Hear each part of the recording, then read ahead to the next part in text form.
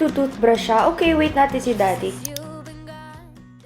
Sobrang swerte, ang ganda ng weather, pero hindi pa ako naliligo. Usually, stay kami mga 5 days dito minimum. Ito yung pinakamaikli. But okay lang, kahit medyo bitin, at least you have something to look forward to. Kasi grabe si ex ngayon. Super ano niya na ngayon sa pool. Sa dagat, hindi pa. Dinidevelop pa lang namin. Sa La Union na natin gagawin yan. Naka-ready na si Nautoy. Na-check ko na bago ako maligo pa. But I'm going to do quick makeup lang. I'm using number 2 right now. Gusto ko si number 2 if gusto kong matakpan yung aking mga dark spots on the face. But si number 1, ang ganda lang ng effect sa akin kasi very glowing yung itsura. Very bright. Number 1 and number 2 I can use because it is both a tone-up cushion. Yun ang kaibahan ng tone-up cushion sa cushion foundation. Pag cushion foundation kasi, you need the right shade. But pag tone-up, depende sa effect na gusto mo na ma-achieve. Ang kadalasang problem ko with tone-up from Korea, yung mga shades nila, grabe, pang Korean talaga. Wala pa kasing tone-up na gawa talaga for Pinay skin tone. So, Arcade Beauty is the first of its kind na tone-up cushion for Pinay skin tone. And ito kahit kakalagay ko lang yan, pag ginanon ko sa balat ko, meron kang makikita, but hindi ganun ka-noticeable. Sorry, ang dumi pala nung ilalim. Nag-lotion kasi ako kanina. Kasi nga, ang dry-dry ng balat ko because, syempre, nag-swimming ka. Later tonight, pwede na ulit ako mag-start ng aking retinol kasi hindi naman ako sobrang nababa dahil si ex hindi niya pa ganun kabit sa beach na matagal. So, ito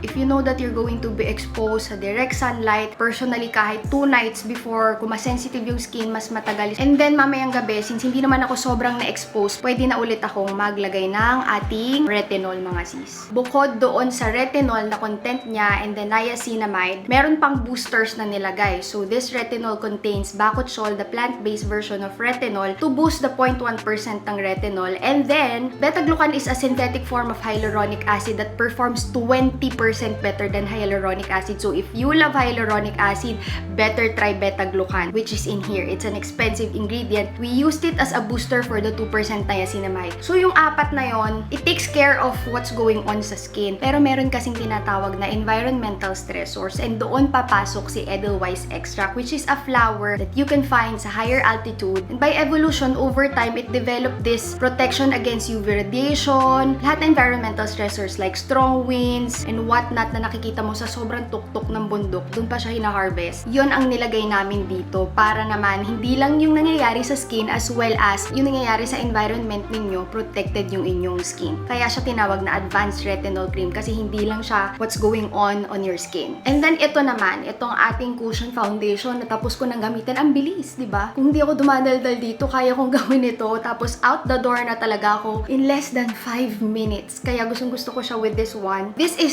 34% skincare ingredient. So hindi mo siya matatawag na marketing because some other skincare makeup companies, I have learned na basta pala naglagay ka ng 0.1 or kahit 0.01% ng isang active, pwede mo na siyang tawagin as skincare makeup because technically, by paper, may laman talaga siyang actives. Pero ito, hindi ganun guys. This is 34% makeup, the first of its kind in the Philippines. Contains AHA for skin renewal. AHA na tama lang gamitin during daytime because this one contains SPF 50 PA++++, the highest rating you can get. And broad spectrum ito guys you are protected from UVA and UVB rays. Another concern of mine is that whenever I use cushion, syempre bumabalik-balik ako. So we did put T3 for blemish-prone gals like me that has this antibacterial property. So kahit balikan ng balik, mas less yung chance to develop blemishes. Ceramides, of course, to soothe your skin from the sun. Syempre, alam nyo naman na, niacinamide 2%. You know, one thing that I've learned with working with Koreans, hindi talaga sila pataasan ng percentage. Kasi, for the longest time, I've been using 10%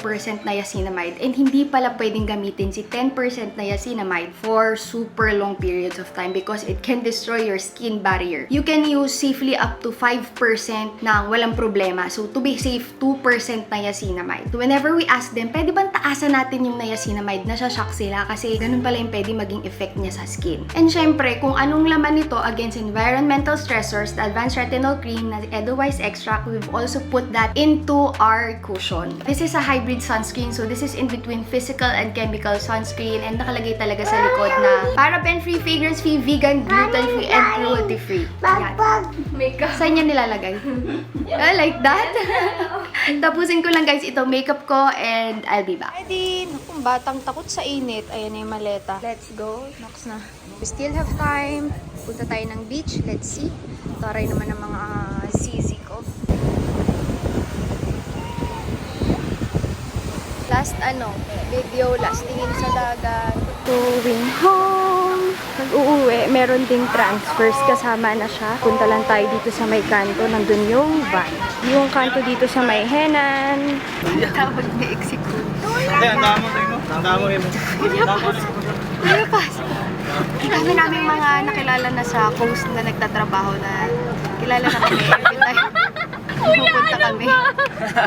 Sabi niya, kuya, ano Tapos ba? ngayon may plus one na kami. Grabe talaga yung panahon. I don't wanna stay here, no. I'm gonna keep it low. If you wanna go, let's go. Let's wrap it up and hit the road. I just got an awesome vibe. Struggling with my hopes, melodies on my mind. We've taken our Tayo na kami ng luggage. Very smooth flight. Late umalis mga 10-15 minutes pero mas nauna pa rin kaming dumating kaysa sa estimated arrival.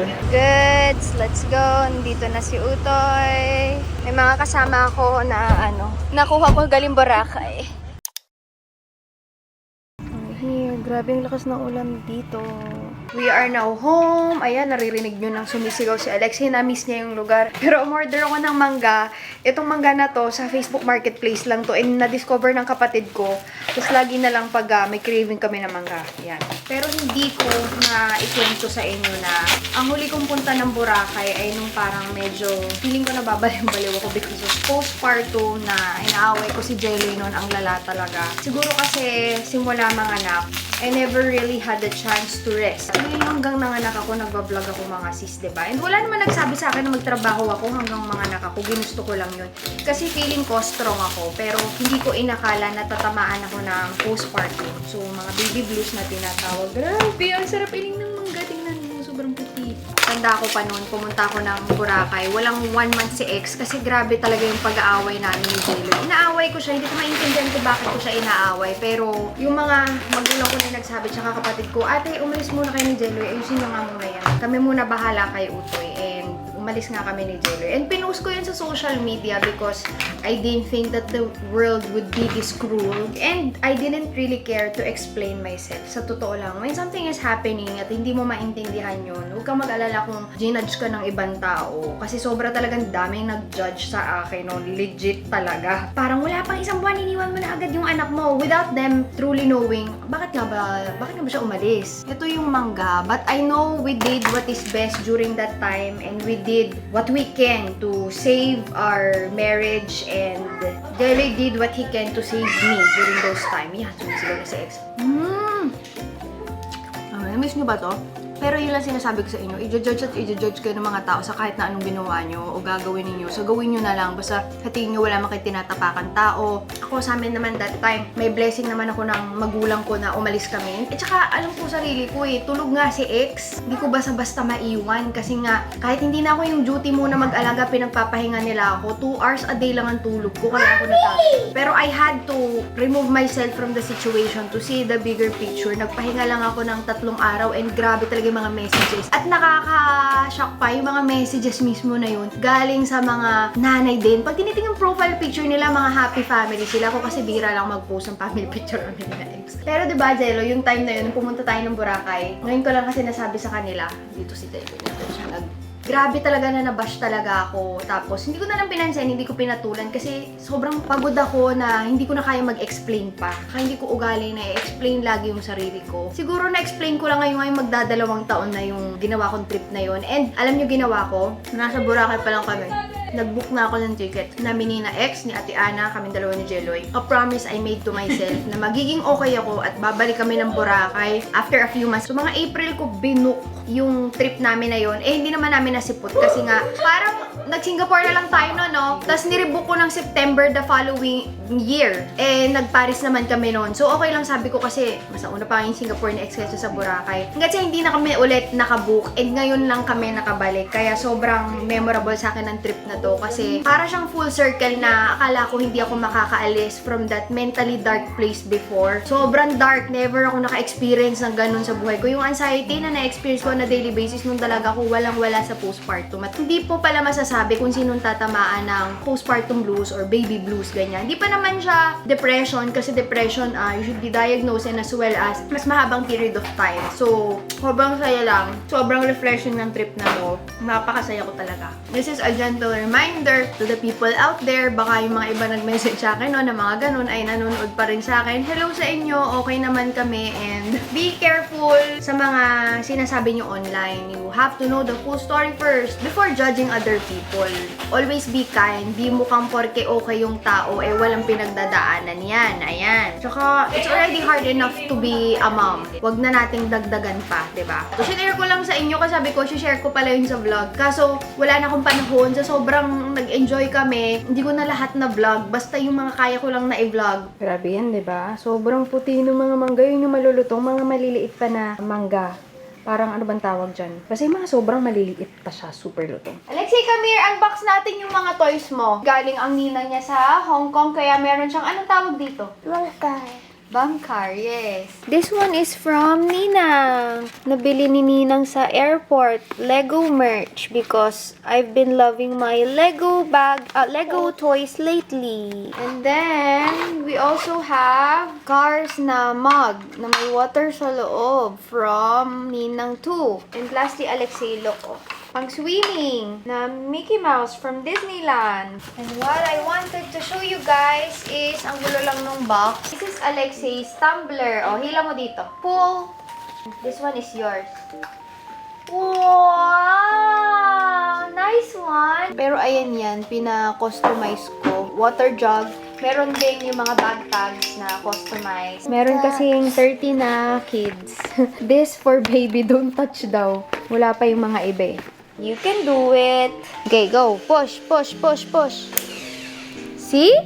Saya niyan eh. One happy kid.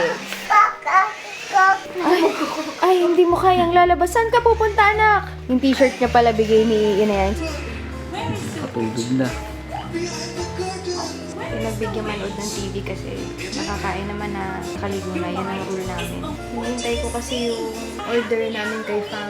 Ngayon lang namin makukuha yung iPhone 15 kasi ba nag-Boracay kami. Ngayon natin yung padala ni Fam. Kasi nga umalis kami, diba? So, ngayon lang namin makukuha. And gabi na, grabe. Ayan. Padala ni Fam. Kahit gabi na, abot pa. I have a very big problem. Di ba pinatulog ko lang si Utoy? Tapos trinay ko ulit itong buksan. And yes, nabasa siya sa parasailing. Tapos pag in-open ko siya, directly siyang pumupunta sa menu.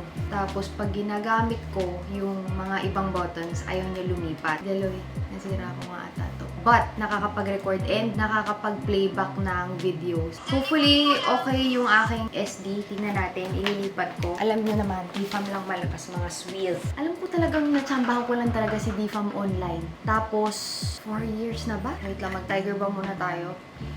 Kasi maglilipat tayo ng mga files. Parang naging tradisyon na namin ito ni Fam every year. Ito yung details ni Fam.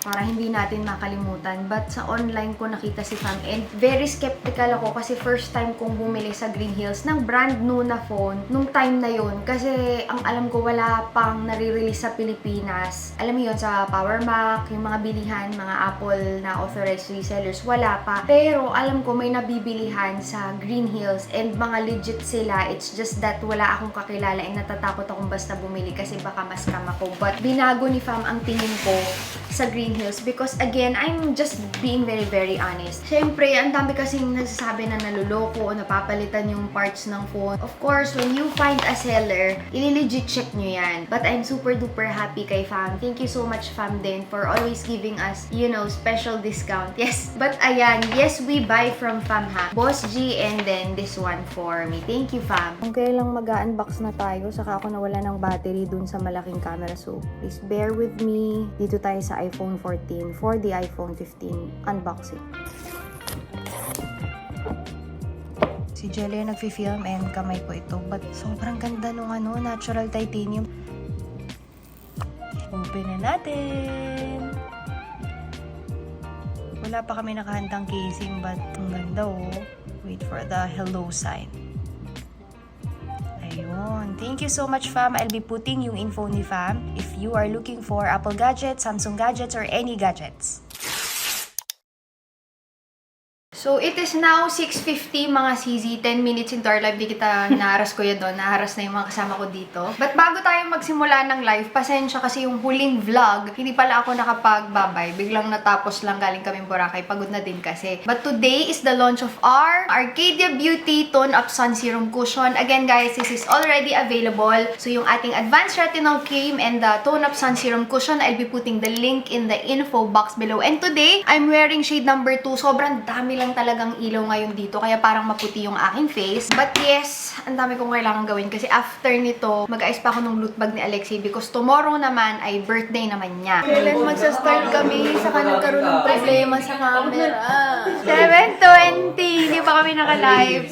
So excited to launch what is going to be second product for Arcadia Beauty. And sa mga naghihintay dyan, today we are launching Arcadia Beauty Tone Up Sun Serum Cushion. So last week, 2 weeks ago, we launched Arcadia Beauty's Advanced Retinol Cream. Ngayon, sa mga nakagamit na ng retinol cream, let us know kung kamusta yung experience ninyo. And ngayon, ilalapag na natin yung second product for Arcadia Beauty. Grabe, as in, nagsa-start na kami mag-live, sobrang lag. So, hindi namin magagamit lahat na iniporta namin dito dahil sobrang bagal na internet connection. Kanina camera, na-fix na namin. Next naman na si internet. Sobrang aga naming nag-try mag-setup. Pinagpahinga lang namin yung mga equipment. And then, nung nag-live kami, yun ang problema. Ito yung nangyari during the live, at least na i-vlog ko and nalaman ninyo na hindi naman namin na hinayaan na late kami mag-setup. So ngayon, pwede siguro natin balikan yung mga gumamit ng cushion. Hindi nila sinet yung kanilang face. So makikita natin yung finish. Hindi siya ultra matte, hindi rin siya super dewy. So gagawin ulit ni CZ Hazel yung pinapantiin yung kamay, tapos igaganon sa camera. Very minimal. Ultra minimal transfer. Try natin kay Kuya Don muna. Shade number 1 si Kuya Don. Parang mas nag-tone adapt palalo kay Kuya Don. Yan. Ang gagawin ulit natin yung ganyan natin. Yan. Idiin mo pa. Yan guys ha. Walang filter. No anything. And pakita mo Kuya Don yung nilagyan mo ng kamay mo. May marka ba ng kamay? Wala. Wala talaga. Easy switch ni CZ.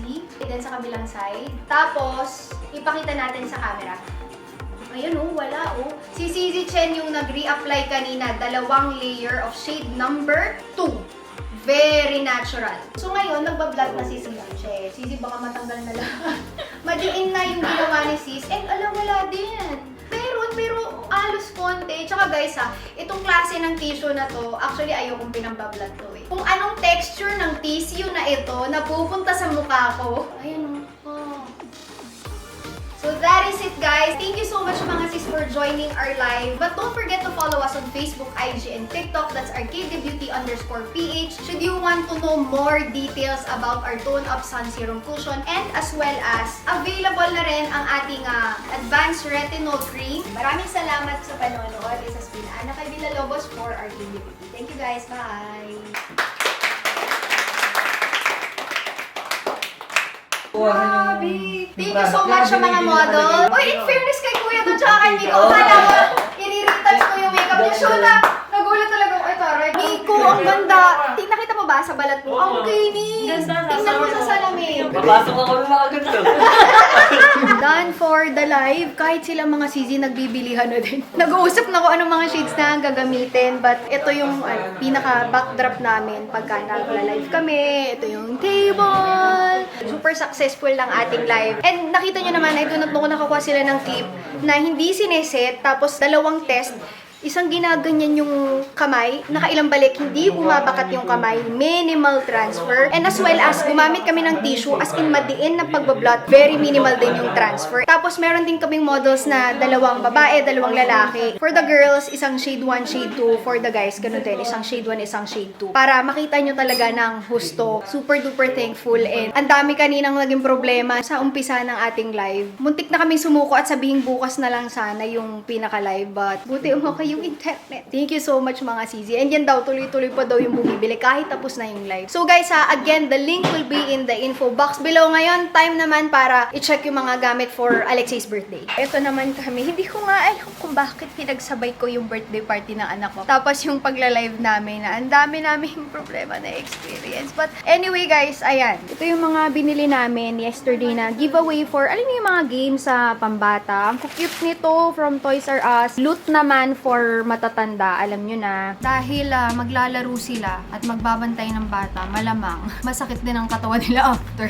So this one is for the adult na loot and ang laman niya is this aromatherapy balm. Ito guys, ito yung invitation. Ginawa ko lang sa Canva to. Hindi na ako nag-send out ng naka-print out. Pero napakadali Canva lang mga Sisi. Free template. The other one naman is an aromatherapy roller blend. So pag sumakit ng katawan nila, ayan, naalala nila si X every time gagamitin nila ito. Itong mga nasa gilid ko, ito yung para sa mga kids. Nagpasobra na lang ako so that if may kid na sinama na wala sa list, hindi naman kawawa yung bata. But this is what the loot bag looks like. Nagpagawa lang kami ng, alam niyo yung parang eco bag, tas pinaprintan lang na never stop chasing rainbows. Tapos yung bag tag, ito kasi kay Kuya Marcos to. At least marireuse nila. Ayoko kasi nakalagay pangalan ni X dyan kasi diba, pag gagamitin nila on a daily basis, nakalagay dyan Alexei. Itong bag tag, malilipat nila yan kung saan nila gusto gamitin. Acrylic lang din ito. Tapos sa loob, we have candies. Nilagay lang namin sa ziplock. Ayan siya. Candies. And then, meron din kaming customized